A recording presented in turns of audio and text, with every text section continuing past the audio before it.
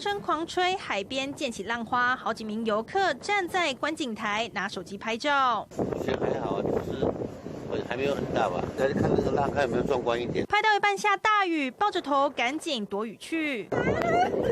轩然诺台风来袭，宜兰风力增强，雨势时大时小。南方澳出现观浪人潮，乌石港摊商丹摩郎赏金渔船也纷纷靠岸避风。31号入港了无出来，安全因为风台你决定要闪去啊。订好的团都退掉。礁溪有零星游客不畏风雨，撑伞玩水泡温泉。台风天泡汤是什么样的感觉？舒服。第一次雨中泡汤吗？是很浪漫哦。看到台风，风雨好像还好，就直接杀过来了。半天不能取消，只好来了。假日遇到台风搅局，摊商苦哈哈。这时候真的是没人，就想因为没有风很大、雨很大，试试看吧。游客玩得开心，但在地居民不敢轻忽，尤其山区风雨不断。周五深夜11点多，大同乡太平村就有树木被强风吹断，砸中2户民宅。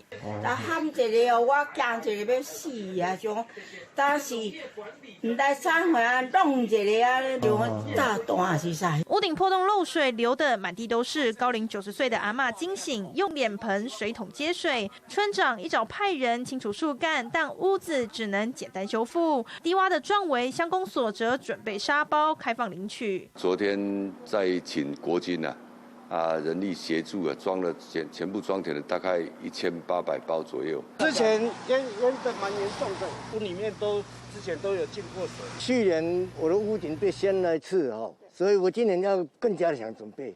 所以就去拿那个沙包来屋顶上面要给它压一下。居民防台总动员，随着轩然诺逼近，得跟时间赛跑，把风险降到最低。民事新闻综合报道。